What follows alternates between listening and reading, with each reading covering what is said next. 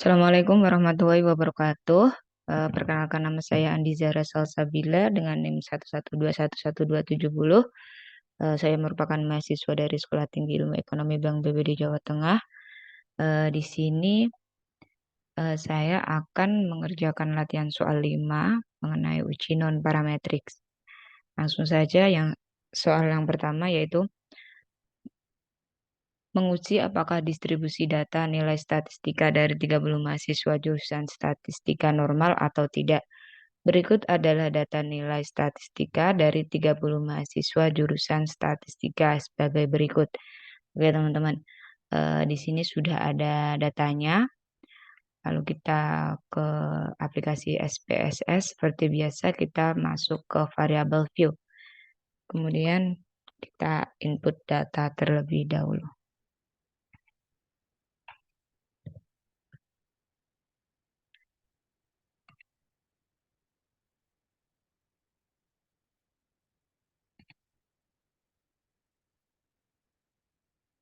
Setelah seperti ini, lalu kita masuk ke data view dan kita copy paste datanya ya, teman-teman.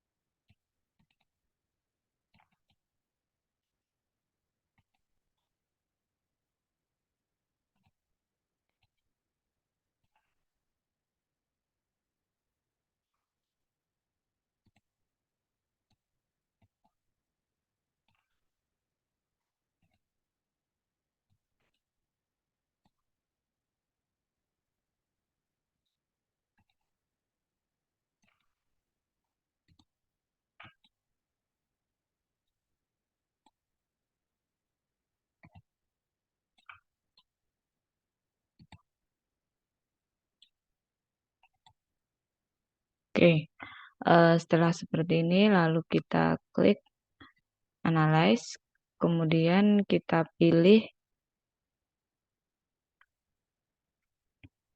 non-parametric test, lalu kita klik legasi dialog, kemudian kita pilih satu sampel KS. Kemudian kita masukkan nilai ke dalam tes variabelnya. Untuk tes distributionnya itu kita pilih normal, lalu kita klik OK. Nah, jadi seperti ini ya teman-teman untuk hasilnya di mana one sample chromochromosis test yaitu N-nya ada 30, kemudian M-nya ada 73,1893, kemudian ada status deviation yaitu 10,22344 dan asimsik 2 teletnya ada 0,184. Dari analisanya yaitu hipotesis Z0 yaitu distribusi populasi mengikuti distribusi normal dan H1 yaitu distribusi populasi tidak mengikuti distribusi normal. Dasar pengambilan keputusan berdasarkan probabilitas yaitu jika probabilitas lebih dari 0,5 maka H0 diterima. Dan jika probabilitas kurang dari 0,05 maka H0 ditolak. Untuk keputusannya sendiri, di sini sudah terlihat bahwa pada kolom asimsik atau 2 tiletnya untuk diuji 2 sisi adalah 0,184. Karena kasus adalah uji 1 sisi, maka probabilitas menjadi 0,184 dibagi 2. Nah, itu sama dengan 0,092. Di sini didapat probabilitas di atas 0,5, maka H0 diterima atau distribusi populasi mengikuti distribusi normal. Seperti itu, teman-teman.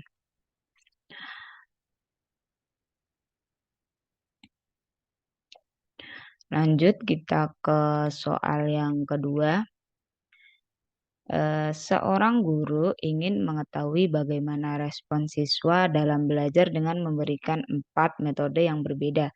Pada minggu pertama diberikan metode A, minggu kedua diberikan metode B, minggu ketiga diberikan metode C, dan minggu keempat diberikan metode D. Masing-masing metode dilakukan pengukuran mengenai reaksi dan keaktifan siswa dalam menerima pelajaran yang diukur dengan skala ordinal 3 kategori, yaitu buruk, baik, sedang. Nah, di sini sudah ada datanya ya, teman-teman. Kita langsung saja ke aplikasi SPSS-nya. Seperti biasa, kita masuk ke dalam variable view.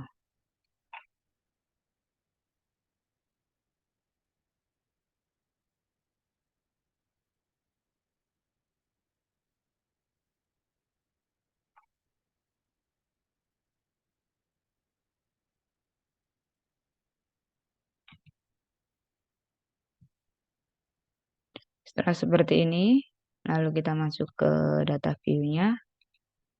Lalu kita masukkan datanya ya, teman-teman.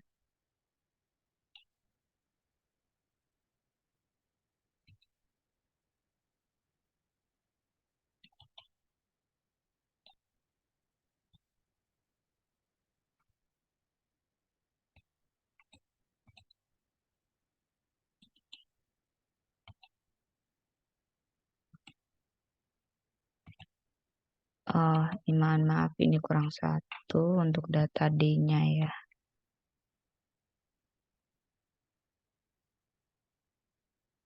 Oke.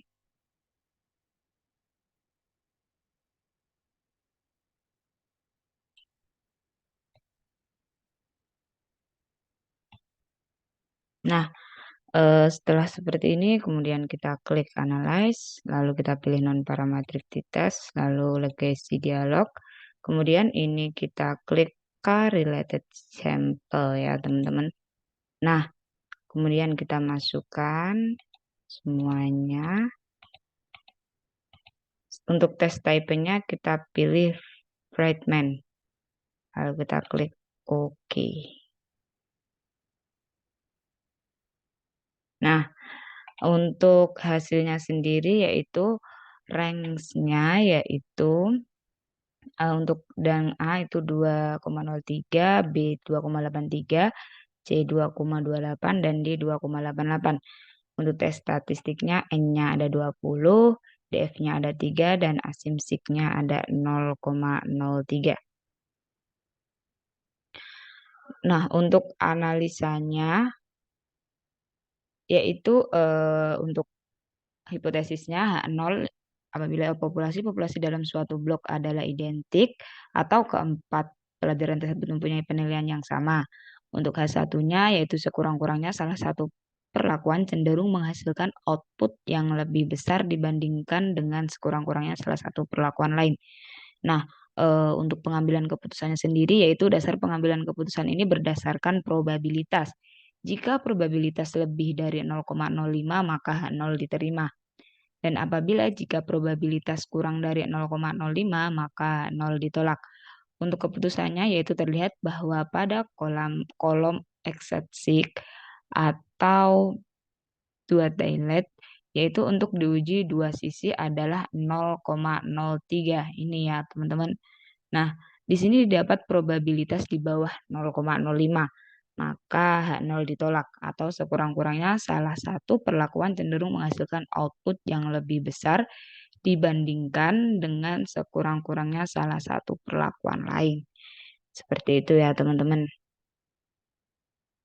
Kemudian kita akan lanjut ke soal yang ketiga. Nah, untuk menguji apakah obat kuat berpengaruh terhadap kekuatan seorang pelari mengitari stadion, sejumlah sukarelawan mengitari stadion tanpa minum suplemen sebelumnya. Beberapa hari kemudian, sukarelawan yang sama dengan meminum obat kuat berlari mengitari stadion. Berikut adalah datanya. Langsung saja kita masuk ke variabel view dan kita masukkan datanya terlebih dahulu.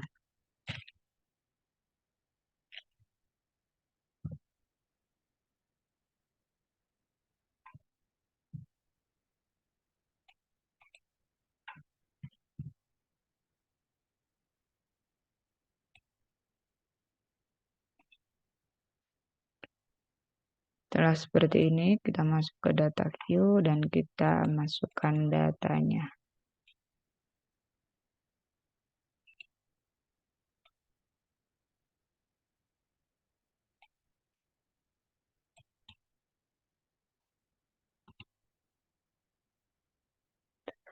Oke, setelah seperti ini, kemudian kita klik Analyze, kemudian pilih Non-Parametric T-Test, Legacy Dialog, dan kita pilih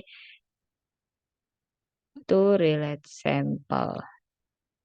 Nah, ini kita masukkan dan sesudah juga kita masukkan ke dalam variabel 2. Untuk test type-nya kita pilih Wilsocon.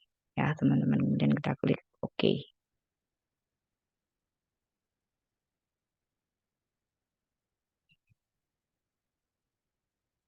Nah, jadi untuk hasilnya sendiri yaitu sebagai berikut ya teman-teman. Nah, untuk range-nya yaitu sudah sebelum negatif rank-nya ada 2, main rank-nya 3,50, dan sum of rank-nya ada 7,00.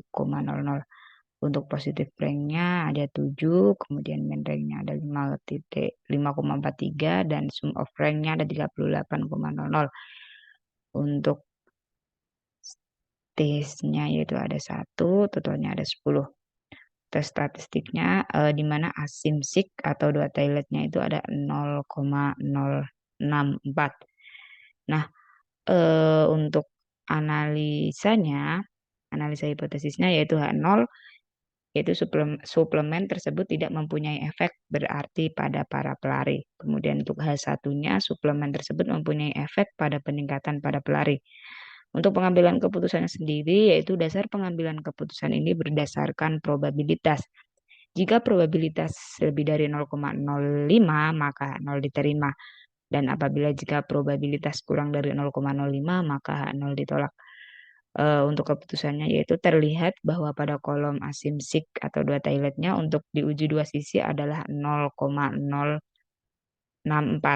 Karena kasus adalah uji satu sisi, maka probabilitas dibagi menjadi 2 yaitu 0,064 dibagi 2 sama dengan 0,032. Di sini didapat probabilitas di bawah 0,05. Maka H0 diterima atau suplemen tersebut memang mempunyai efek yang nyata untuk para pelari tersebut. Mungkin seperti itu penjelasan dari saya untuk latihan soalnya. Kurang lebihnya saya mohon maaf. Terima kasih. Wassalamualaikum warahmatullahi wabarakatuh.